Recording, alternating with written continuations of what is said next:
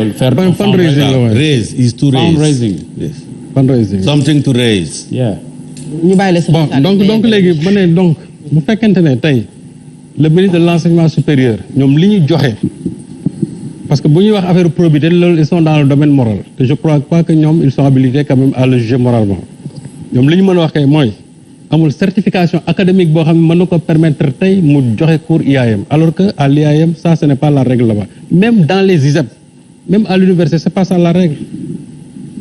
Déjà, j'ai vu récemment à l'université UGB, on demandait même à quelqu'un qui dispose d'un master 2 pour aller donner des enseignements là-bas dans un secteur bien déterminé. Mais également, wala peut-être cahier de charge yi. Du tout. Mais xam nga moralité ki nga xamante ne moom mooy jàngale. mais Fatou Abdou waaye yaayam aussi xam nga au moins booy ñëw nga ne da nga fa bëgg a jàngale am na dossier yoo xam moom lañ leen laajoo tamit doo ñëw ñu jël ni comme ça xam nañ capitaine Touré ban niveau la am ñoom li ñu war a wax kay moo di. Parce que déjà lu ñu wax dañ ne école vocation la mais du refuge. kon ñoom jàpp nañ ne ñoom affaire bi refuge la pour moom. ki moom IAM aussi. moom ci Yewwi Askan Wi la bokk aussi. muy waaw moom laa wax c'est-à-dire li ci nekk dafa bëri et puis en plus il y a eu des pressions fiscales aussi par rapport à ça. En tout cas ci armée bi moom mook gendarmerie ñoo bokk àtte mënuloo am doctorat di am grade du capitaine diplôme bu ne dafa am grade bu muy may. waaw moom c'est un doctorant. da nga xam ne boo ñëwoon tey dugg tey ci armée nga am licence lu mu bon da nga daal di am grade lieutenant. te benn nga ciy teg nekk capitaine. moo tax ma bëgg wax ne. donc capitaine Touré ñoom ils sont en train de le combattre jusqu'à aujourd'hui mais les raisons qu'ils ont avancées c'est-à-dire c'est des raisons qui ne tiennent pas du tout la route. Parce que bu fekkee ne on a soulevé un problème de certification académique loolu wax ne jàll parce que ministre bi ko koy wax moom ba muy jàngale ensuite c'était un doctorant il a fait sa thèse en 1995 donc loolu ça ne tient pas la route nañ wax ne kay ils sont dans cette logique de combattre le capitaine mais peut-être ci communiqué enseignement supérieur ñu ngi wax mbirum profit.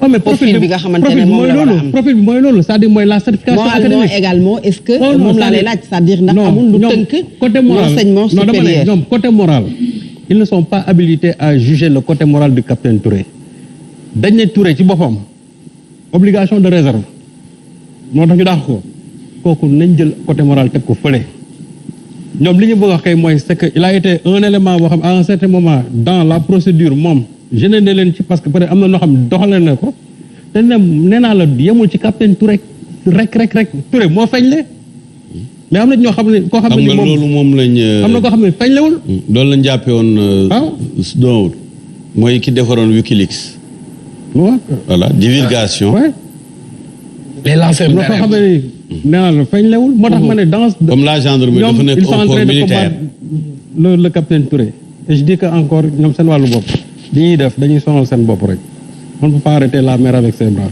su fekkee ne c'est ce dossier là moo tax ñuy ko battre jusqu'à aujourd'hui tôt ou tard la vérité finira par jaillir ci affaire bi kenn mënu ci dara Touré nag ñoom yoruñu destin yàlla moo yor nit ñi li wërtoo ne mooy li nga xamante ne bind nañ ko dans son destin kenn mënu ko mooy ça moom c'est clair mais li ñuy avancé comme raison moom dañ ko jël teg ko fële un problème de profil bu fekkee ne loolu la ñuy wax dans les ISEP dans les instituts et même à l'université ce n'est pas le critère de doctorat boo xam ne moom nga war a am pour aller enseigner là-bas les doctorants dañuy enseigner ceux qui sont titulaires de master 2 dañuy enseigner et je l'ai dit et je le redis Cheikh Oumar Anne ci boppam ba muy jàngale ensuite il n'était pas encore docteur c'était un doctorant. C'est clair Serigne Saliou alors dinañ ci ñëwaat ci deuxième partie bi dañuy dem jëli suñu page de publicité ak suñu ay partenaires mais bu ñu ñëwee également Momo yéen ñi nga xam ne bu ñu gungee ñun dañuy am fit daf ñuy dooleel Momo Wade la Momo loxo yi fees na lool ak xaalis te ay ñaari junni yu bees tàq la yor fës yéene koo jox yéen ñi nga xamante ne vous avez fait le choix de suivre la Sen TV depuis le début de cette Ramadan ci li nga xam ne mooy Grand Plateau également ne da ngeen ko ji ngor moom it da ngeen koy delloo faaw rek ñu leen di jox yi cadeau ah Momo. ayca mi ngi noonu donc le temps que me permettre internautes yi ñu mën a commenter en masse yokk commentaires yi ak partage yi donc damay ñëw ci produit yi nga xamee ni ñoo ñuy gunge tous les soirs fii ci plateau bu GP bokk na ci dañu la koy ñaan rek professeur Ahmed Khalifa Niass faaw ñu yëkkati fi ñoom également dañu bëgg a barkeelu sa kanam nga gis ko su ko defee ñu laalaat tuuti balaa ñu laa yeewi ndax xam nañ ne guddi na te am na yoo xamante ne daf lay war à 7 heures su ko defee ñu mën a continuer sur l'actualité ñu ngi woon ci point bu am importance sur le capitaine Touré mais dañuy ñëwaat dañuy ñëwaat. sama loxo la mën na ma remplacer. mais dafa am ay questions yoo xam ne nit ñi ñoo la koy laaj. defal ndànk xam nga mag moom bu la nee yeewi ma rek yeewi ko bés boo nekkee mag da nga xam li ma lay wax. loolu de mënu ma cee teg dara. mënu ma cee teg dara. jërëjëf mënu ma cee teg dara le mariage temporaire. le mariage temporaire bëggoon nañu nga tontu ci malheureusement. yaa ngi dem waaw boo amee benn laaj on en parle souvent. waaw benn la rek benn la c'est-à-dire que mariage ci diine l'islam c'est un acte personnel simple alors que ci le mariage est sacré ne peut être célébré qu'à l'église et par un prêtre de surcroît au Sénégal toog bi nga toog ci car rapide bi ci misaal pour être terre à terre sëy mën naa am foofu te boo buggee seede sax apprenti bi ak chauffeur bi mën na ñoo bokk ci seede si. ci car rapide. waaw ci car rapide. ngeen fekkante fa rek gisante fa. non danay am. danay am déet du ngeen fi liir sax loo xam ne leneen lu gën a garaaw loolu day am ci biir kaar yi. wala ay dem bëggante ngoronte mais yeggul peut-être. sëy li ma wax kay moom non danañ biir yoo xam ne sax ay riisoo yooyu am na ci.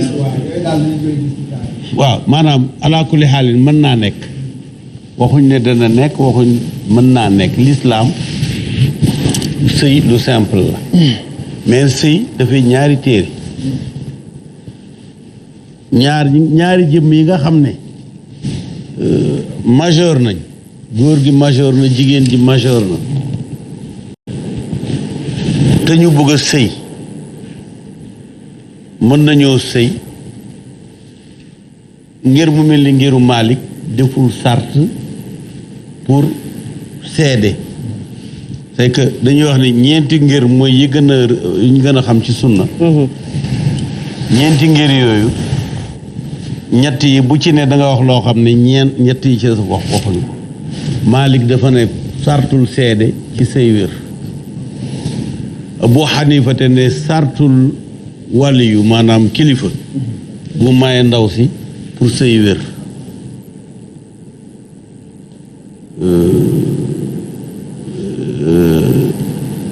kii ne Shafi'u ne sartul sadaq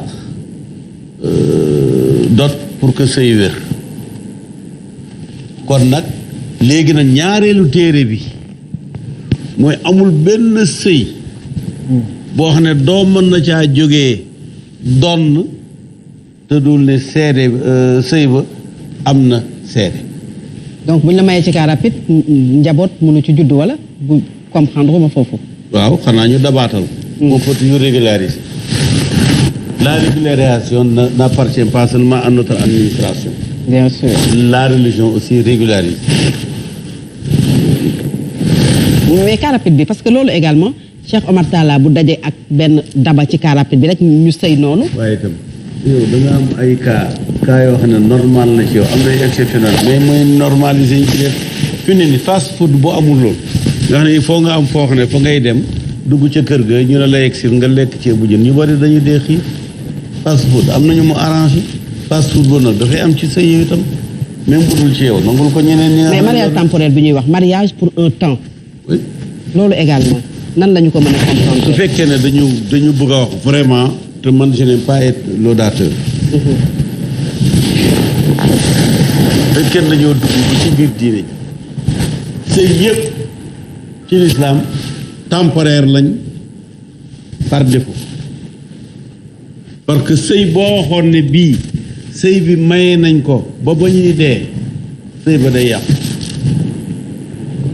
loolu ñuy wax ne ci religion chrétienne jusqu'à ce que mort nous sépare ci fii nag ci l'islam jusqu'à ce que mort ne vous sépare pas matul de pour le meilleur et pour le sëy pire. yëpp tasa leen tax a jóg. Aïcha. Fatou Abdou xam naa di nga. ma ne sëy waaw yëpp Aïcha. sëy yëpp tasa leen tax a jóg. ci lislaam sëy yëpp tas moo leen tax a jóg. léegi nag mu tas ci 1 minute ak ci 1 heure de temps ci 3 jours ak 3 ans yooyu yëpp ay détails la ndax ki takk léegi mën naa fase léegi moo xam consommé moo xam non consommé xanaa boobu leer na. buñ lay laaj loolu professeur buñ lay laaj loolu parce que ni nga ko waxee mën nañu ko comprendre noonu mais yenn saay ñu ne mariage temporaire mooy muta wala nu ñu ko am na nu ñu koy waxee du ma ci dugg parce que comprendre ma ko mais bu ñu déggee mariage temporaire souvent ni ñu koy expliquer moom mooy maanaam am nga envie wala dem nga ci bërëb bañ nga moy nga takk kooku pour durée bi lay yem. même daal. est-ce que noonu la dama demee ne ci sunna mënoo wax nit ne ko danaa la takk tusbaar ba tàkkusaan bu tàkkusaan jotee tas nga mais ngeru chia yi am na ci ñu maye loolu mariage yu 1 heure de temps 1 an 3 mois 1 semaine. da ngeen koy waxante avant ngeen ci waaw ci ñoom waaw waaye nag kii ci sunna dañuy wax ne rek gannaaw borom sëy bi heure bu ko neexee tas sëyam kooku c'est superfétatoire boo waxee ndaw si ne ko dama lay takk ba tàkkusaan nga tas sëy ba valable boobu day am seede wala. waa sëy ba wa mën naa am seede mën na ko ñàkk am parce que c'est pas simple lii tax muy am seede lii bu amee seede dana tax doom ja doon mais su fekkee ne par exemple dañoo utiliser fóole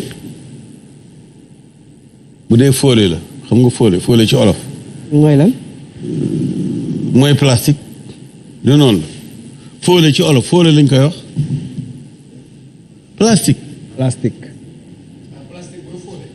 fóole ci olof fóole avec LE accent aigu. fóole. waaw su fekkee ne dafa jëfandikoo lu koy tax ba ndaw si du am doom bu boobaa yedd du ci am comme soxlawul seede.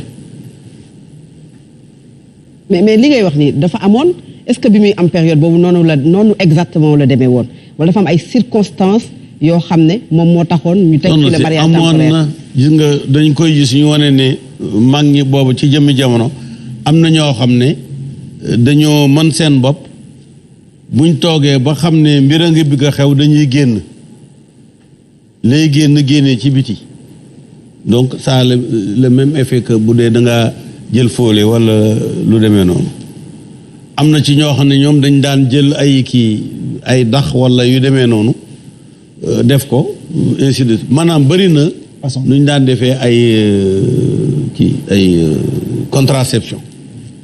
contraception bëri na ay modèle bu njëkk fa technologie ba tolloon la toll léegi gën a avancé waaw mais ba tey l'effet est le même waaw parce que li gën a compter dans un mariage mooy l'enfant waaw l'enfant sant kan lay sant kuy bàyyam kan lay doon loolu.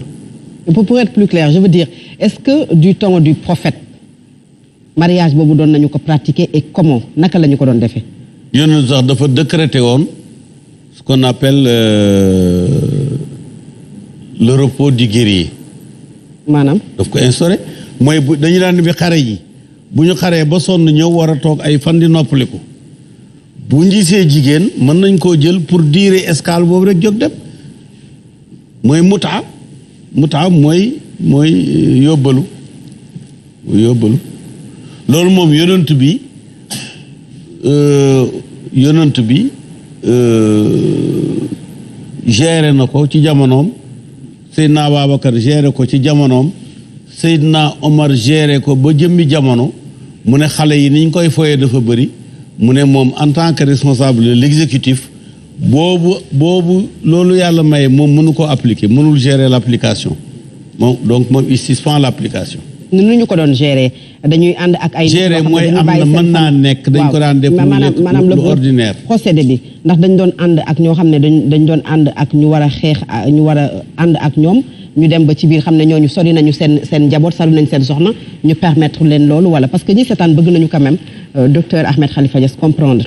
waaw maanaam mariage kuy tukki bu dee sax ba fii ñu toll maaka ak mbir ñoom misiyaar lañ koy tuddee mooy sëyëb kuy tukki fii olof fii danañuy wax ne takku suuf Mauritanie dañuy wax sirriya yeneen réew danañuy wax yeneen yëf mais ci gàttal ki nga xam ne tey dafa ñëw nekk benn guerrier nañ joxe misaal rek fii nii soldat saa ngi xeex Casamance waaw sori nañ seen i kër am na ci ñoo xam ne nangam ak nangam bu ñu fa mën a gis jabar boo xam ne du leen teree xeex te du leen tax a am ndam ñooñu ne ci kaw xeex moom c'est applicable directement.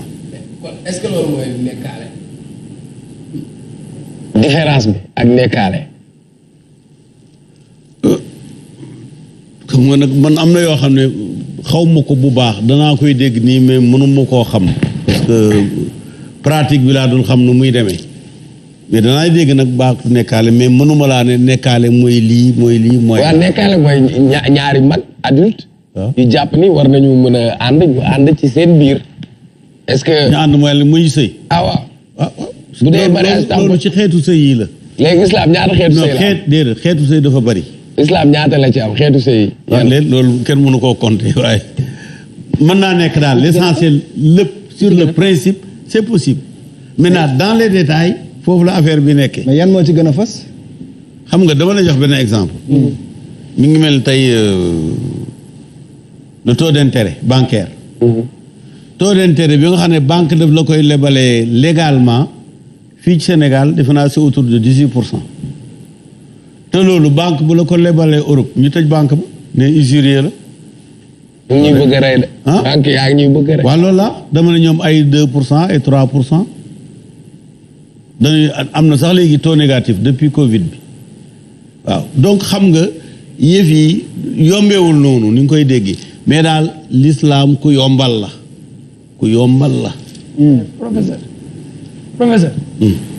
ci biir wax na nga wax ne Seydina Omar. ci xalifaam dafa gis ne ndaw ñi dañ dem ba di ko faw. waaw. mu ne donte lu jóge ci yàlla suñu borom la. moom ci boppam. moo jël décision. waaw ne mënut a gérer. loolu. waaw mu sursoir. mu sursoir. waaw. mais tey. mi ngi mel ni ki mënta woor rek. ci yàlla la jógee même mënu koo def. waaw moo tax ma ne tey ndigal gu jóge ci suñu borom. waaw.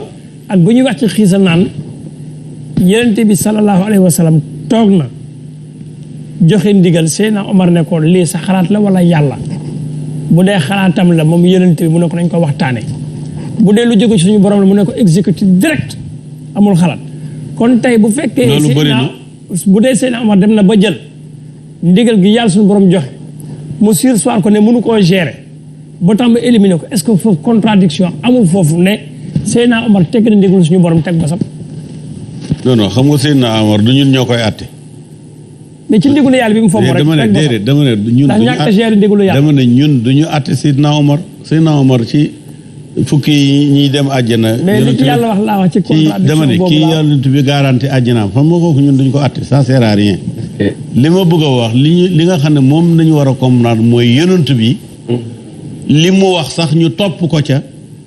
gannaaw ga am yu ca xew mu wëlbati ko lu tax ngeen may déglu mën naa la jox exemple xam nga garabu tàndarma ñu Sénégal bëriwuñu ko xam dafa am bu góor am bu jigéen am nag yonent bi ne bu leen booleeti tàndarma yu góor yi ak tàndarma yu jigéen yi ñu ne yonent bee ko tere defuñ ko ca déewoon sa xiif am parce que tàndarma amul mu ne lu tax tàndarma amul ñu ne ko yaane woon buñ boole yu góor yi yu jigéen yi mu ne waaw bu ma leen waxee loo xam ne wóor ne da yàq seen àddina au lieu ngeen bañ maa déglu tax ngeen may déglu boole leen yu góor yi yu jigéen donc loolu bëri na du sax lu ndaw bëri na yoo xam ne yonent bi wax na am ñu ko ca jox ay xalaat mu topp xalaat yi bàyyi xalaatam.